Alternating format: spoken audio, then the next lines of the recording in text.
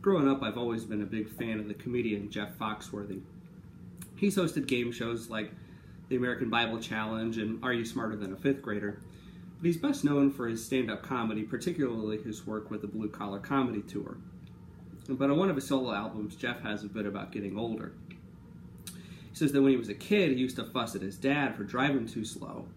But the other day, he was out watering his lawn, and he yelled at some guy for driving down the road too fast. And it was his dad. He couldn't believe it. But Jeff says, getting older sneaks up on you. One day you're cool, the next day you're in Sears staring at a pair of Sandsabelt slacks going, ooh, I bet those babies are comfortable. Super stretch waistband. Now, I'm not quite 30, but I'm very much an older man at heart.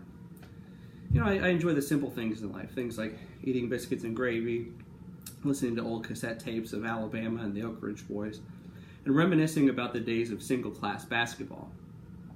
I am old enough, though, to remember my hometown of Westfield being a small rural community. And my parents would take me to all the home basketball games and several of the away games as well, going to places like Tipton, LaPel, Elwood, Arcadia, Sheridan. These communities of maybe about 2,000 people or so, give or take, but I guarantee you all 2,000 of those people packed their high school gym every Friday night. And in Indiana, we pride ourselves on our Hoosier hospitality. You talk to any stranger at the supermarket, that person is going to be friendly and wholesome beyond your wildest dreams. But put that same stranger in the bleachers at a basketball game, no. That is when Hoosier hospitality becomes Hoosier hysteria. They say in 49 other states, it's just basketball. But this is Indiana. Today's March Madness Selection Sunday, which means that later on this evening I'll find out the 60 some odd teams or so that my beloved Boilermakers will compete with to see if we can't bring that elusive national championship trophy home to West Lafayette. And every year the brackets come out, and there always end up being a few upsets, and there's always some kind of Cinderella team, usually a small, relatively unheard of school that knocks off a much larger, much better known school. And those small Cinderella, stories are always end up drawing parallels to the Milan Miracle. And many Americans became familiar with thanks to the movie Hoosiers, which features a fictionalized version of the 1954 Milan team that beat a much larger school, Muncie Central, to win the state finals. Now, that Milan team was actually rather dominant in '54, but for the sake of Hollywood, the fictional Hickory Huskers were true underdogs. Facing all sorts of adversity, there were only 64 boys in the whole school, of which only 7 ended up on the team, which made for a very lonely bench. Gene Hackman, the head coach, is very unorthodox. He struggles with some personal demons, as does Dennis Hopper, the assistant coach, whose struggle with alcohol really strains his relationship with his son. But any good underdog story has a hero. On that Milan team, Bobby Plump was the star player who had the last-second shot to win the state championship. But to add a little dramatic effect to the movie, there's a group of men at the local barber shop, and they're just terrified that star player Jimmy Chitwood is going to transfer to Terhune, and if so, then Hickory doesn't have a prayer. Now, spoiler alert, Milan is located in Ripley County. This is over by Cincinnati. 111 miles away is the unincorporated community of Terhune.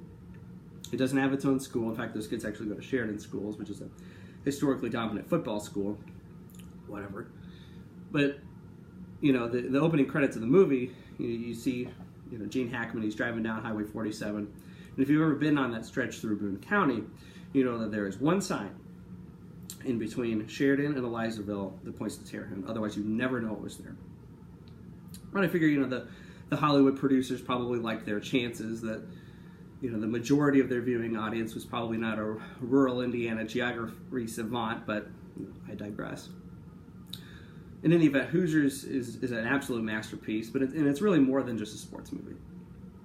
It's a story about achieving triumph and victory despite all the odds.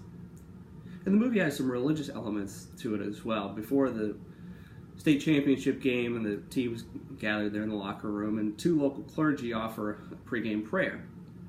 Do you figure if the Hickory Huskers are going to have a chance of withstanding the overwhelming might of their opponent, they're going to have to make an appeal to heaven. And one of the pastors quotes a passage from 1 Samuel chapter 17. It says, "And David put his hand in the bag and took out a stone and slung it, and struck the Philistine on the head, and he fell to the ground." Now, while David and Goliath is a well-known underdog story, the other pastor references a more obscure tale by quoting scripture from the Apocrypha, which is a collection of books that were not included in the Hebrew Bible. He recites a passage from 1 Maccabees chapter 3, and the line begins, "With God of heaven it is all one, to deliver with a great multitude or a small company. For the victory of battle stands not in the multitude of hosts, but strength comes from heaven."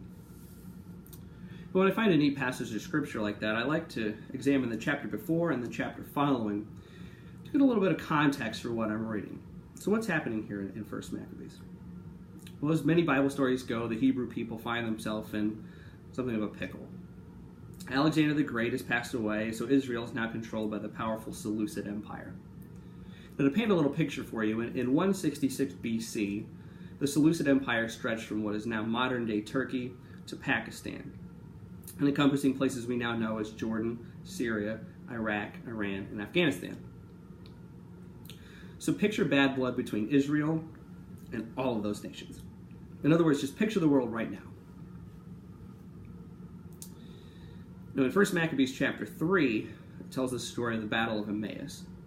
Now, outnumbered nearly 2-1, the Hebrew army was being closed in on by this massive force from the Seleucid Empire.